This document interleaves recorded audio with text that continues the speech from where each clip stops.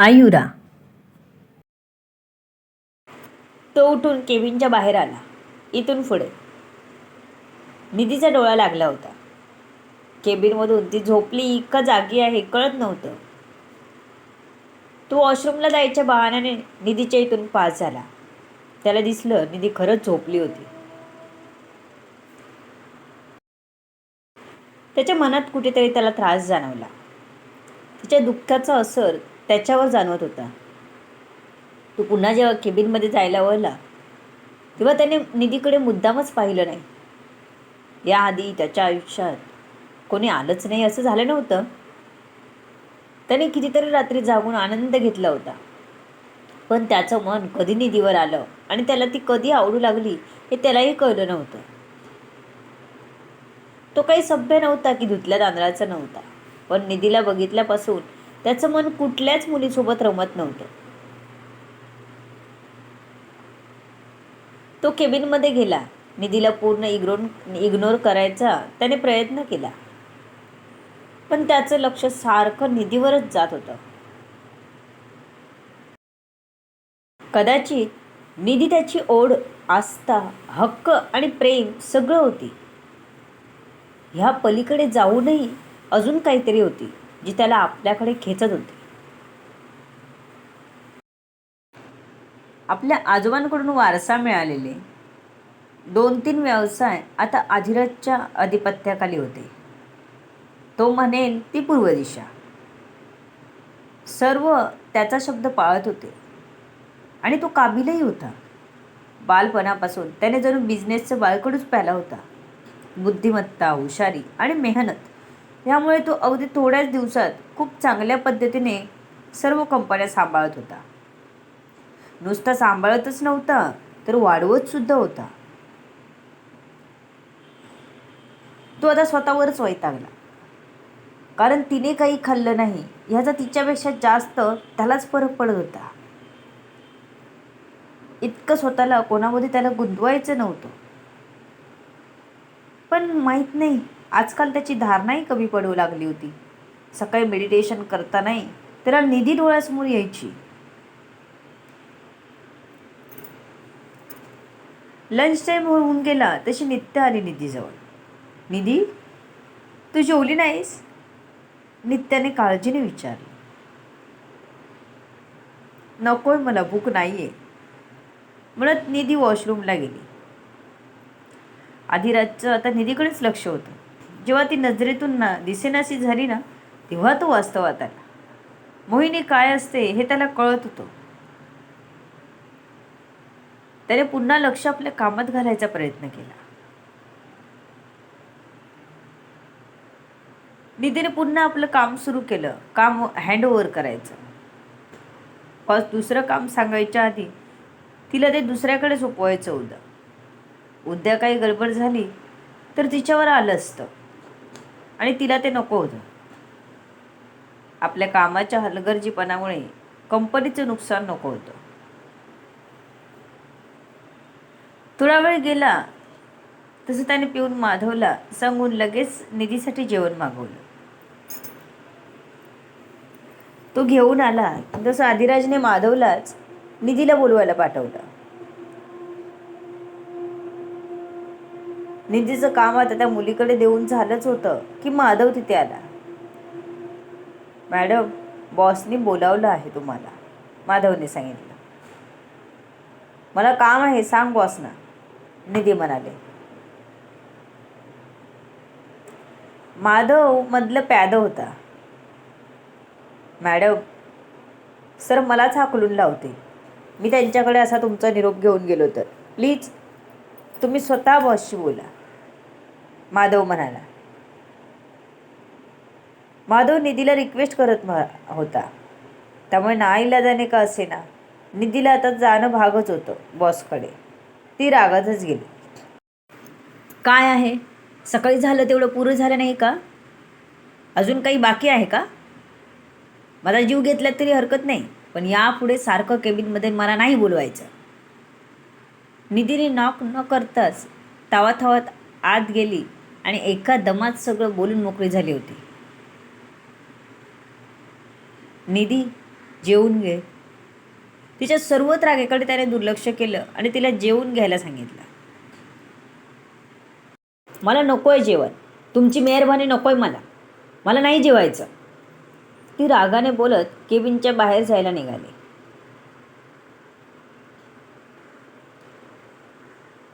जास्त धाडस करू नकोस हा निधी. तुझी दुखती नस दाबायला मला वेळ लागणार नाही. एक भाऊ घरीच बसलाय, दुसऱ्याला घरी बसवायला वेळ लागणार नाही मला. बस शांतपणे म्हणाला. माझ्या भावांना घरी बसवायची धमकी देता मला? अजून येतच काय तुम्हाला? निधी दरवाजाचा हात सोडत जोरात त्याच्याकडे आली.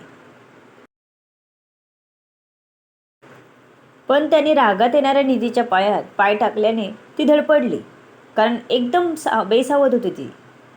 तिने टेबलला पकडत स्वतःला तोंडावर पडण्यापासून वाचवलं आणि उभी राहिली. तिला अजूनच राग येऊ लागला. करू तर काय करू असं झालं होतं तिला. बॉस म्हणजे तिचा दुश्मन झाला होता. त्याला आता बघितलं तरी राग येऊ लागला होता. त्याने तिचा गळा पकडायची हिंमत केली होती. तिच्या स्वाभिमानाला ठेच पोचवली होती. तिच्या डोळ्यात राग बघून अधिराजला मात्र फरक पडत नव्हता. त्याने निधीचा हात पकडला. तशी निधी गर्रकन फिरली आणि रागात तिने बॉससमोर असलेला चहाचा कप त्याच्या दिशेने फेकला. अधिराजने अलगद तो कॅच केला. बाजूला ठेवत त्याने तिला दोन्ही हाताला पकडून खुर्चीत बसवलं. I like it. म्हणून तू माझ्यासाठी खास आहेस, म्हणूनच मी तुझ्याकडे जास्त ओढला जातोय. अधिराज तिच्या जवळ येऊन बोलला. निधीचे हात त्याने सोडले नव्हते, कारण कानाखाली मारायला ती मागे पुढे बघणार नव्हती.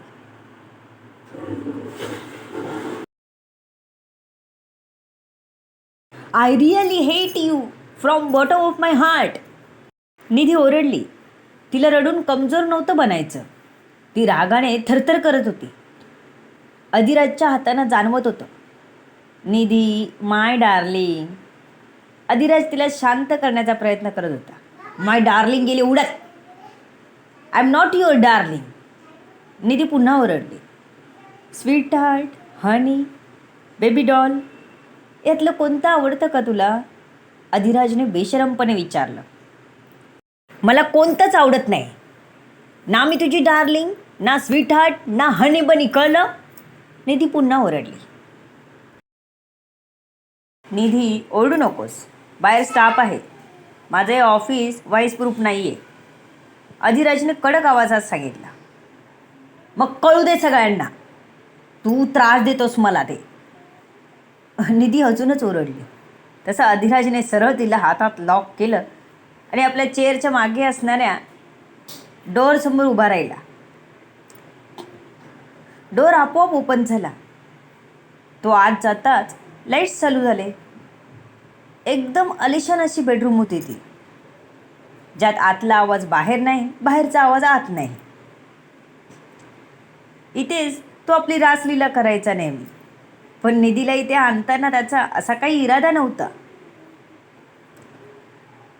त्याने ती ओरडत होती म्हणून फक्त आणलं होतं इथे. आत्ता ओरड किती हवं तेवढं. झालं की सांग, हा इंटरकॉम आहे, कॉल कर बाहेर, मी डोअर ओपन करतो. निधीला बेडवर आपटत तो म्हणाला. आता अधिराजने तिला सोडलं होतं आणि ती रागाने उकडत होती. मला हात लावायची हिंमत कशी झाली तुझी? मी तुझ्या मनाप्रमाणे नाही वागणार, कळलं? निधी म्हणाली. निधी, मला अस्त्र काढायला लावू नकोस. अजून तू मला नीट ओळखलं नाही आहेस. मी जेवढा तुझ्यासमोर शांत आहे ना, त्याच्या कैक पटीने तिरसट आहे. मी प्रेमाने समजावतोय तोपर्यंत समजून घे, नाहीतर मी एकदा माझ्या मूळ पदावर आलो ना, तू माझ्यासमोर उभीसुद्धा राहणार नाहीस. तेव्हा जास्त शानपट्टी करायची सोडायची माझ्यासमोर. अधिराजने आता तिला खरंच धमकी दिली होती. आवाजात एक जरब होती. निधी आता खरंच आतून घाबरली होती. ती इकडे आहे हे कोणाला कळणारही नाही. खुफिया बेडरूम आहे. जर ह्याने इथेच कोंडून ठेवलं आपल्याला तर आपला आवाजसुद्धा कोणाला जाणार नाही. ह्या विचाराने ती अजूनच दचकली. काय करणार? निधीने विचारलं. कारण तीही रागाला आली होती. त्याने तिला न विचारता हात लावला होता. आधीच गळा धरून तिला दुःखी केलं होतं. आता तिला चॅलेंज करत होता. निधी डार्लिंग, तुला खरंच विषयाची परीक्षा घ्यायची हौस आहे का? तर ठीक आहे. अधिराज निधीजवळ जात म्हणाला आणि त्याने एक कॉल केला. एवढ्या जवळ त्याला बघून खरं तर तिचे कान बैरेच झाले होते. त्यामुळे तो काय बोलला हे तिलाही कळलं नाही. एक फायटर पाठव लेडीज बेडरूममध्ये विथ रोप. त्याने कॉल कट केला. निधीने हे ऐकलं. त्याने कॉल करताना तिच्याकडे पाठ केलेली. त्याची पाठ बघून निधी लगेच डोअरजवळ आली. पण डोअर अजिबात हलेना. तिने हाताने बाजूंना करायचा प्रयत्न केला तर तिला जोरात झटका बसला आणि ती मागे उडाली. जमिनीवर आपटल्यावर तिला दिवसा तारे चमकले. निधी, तू गेली कामातून. आता त्याच्याशी नीट बोलण्याशिवाय पर्यायच नाही. इथून कसंही करून बाहेर पडलं पाहिजे. पण इथून कोणीतरी येणार आहे ना, म्हणजे आपल्याला पळायला एक चान्स मिळू शकतो. एकदा प्रयत्न तर नक्कीच करू शकतो. निधी विचार करत दरवाजासमोर खालीच बसून राहिली. इतक्यात माजगून आवाज आला. Yes boss. एक लेडीज स्टाफ हातात दोरी घेऊन उभी होती आणि तो रिलॅक्स खुर्चीत बसला होता. त्या बेडला तिला बांध आणि जातो. त्याने एखाद्या जनावराला रशीला बांधायला सांगितलं असल्यासारखं शांतपणे सांगितलं. चेहऱ्यावर कोणतेच भाव ठेवले नाहीत. निधीने एकदा त्या लेडीकडे बघितलं तर एकदा अधिराजकडे बघितलं. तिचे तोंड उघडच राहिलं होतं. तो असं काही पाऊल उचलेल असं वाटलं नव्हतं. प्रेम करणारा माणूस निदान आपल्या जोडीदाराची काळजी तरी घेतो. मी प्रेम करत नसली तरी तो आपल्यावर करतो हे माहीत होतं तिला. म्हणूनच ती बिनधास्त बोलत होती अजूनपर्यंत. चल उठ, ती लेडी ॲरोगंटली म्हणाली. तसं अधिराजने तिला रोखून बघितलं. कॉल हर मॅम, अधिराजने सांगितलं. ती लेडी स्टाफ एकदम अवाक होऊन त्याच्याकडे बघत होती. Okay boss. तिला बॉस पुढे बोलायची हिंमत नव्हती. मॅम उठा. निधीला आपल्यासोबत हे काय होतंय हे कळण्यापलीकडे झालं होतं. आपण स्वप्नात तर नाही ना? मगाशी आपण झोपलो ते अजून उठलो नाही की काय? तिने हे स्वप्न बघत असावं म्हणून स्वतःला एक चिमटा काढला तर ती खरंच जागी होती. ती एकदम शॉकमध्ये होऊन बघत होती. त्या लेडी स्टाफने तिला उचलून बेडवर नेलं आणि पुढच्या क्षणी तिचे हातपाय दाबून रस्सीने बांधू लागले. निधीच्या चेहऱ्यावर त्रासिक भाव दिसले तसा त्याचा चेहरा थोडा सॉफ्ट झाला. लीव्ह हर अँड गो, अधिराजने कडक आवाजात सांगितलं. पण निधीच्या हातावर पायावर लाल निशाण उठले होते. तिचा पल्लाजो थोडा वर झाला होता. त्यामुळे तिला लागलेलं अधिराजला दिसलं होतं. अजून बघायचं आहे का मी काय करू शकतो ते? अधिराजने भुवया उंचावत विचारलं. तसं निधीने तोंड दुसरीकडे केलं. ती अजूनही बेडवर होती. हात बांधले होते, पाय मोकळे होते. त्याची नजर तिच्या पायावर स्थिरावली होती जे लाल निशाण दाखवत होते. त्याला त्रास का होत होता? To be continue. सर्व गोष्टी जाणून घेण्यासाठी पुढे येणारे भाग वाचायला आणि ऐकायला विसरू नका. तुमच्या अमूल्य प्रतिसादाची आतुरतेने वाट बघते. लेखिका शब्दवेदी उर्फ संतोषी गजानन राणे पाताळे. धन्यवाद. या कथेला जास्तीत जास्त लोकांपर्यंत शेअर करा, लाईक करा, कमेंट करा आणि चॅनलला सबस्क्राईब करा. कमेंट करा तुमचे व्हिडिओ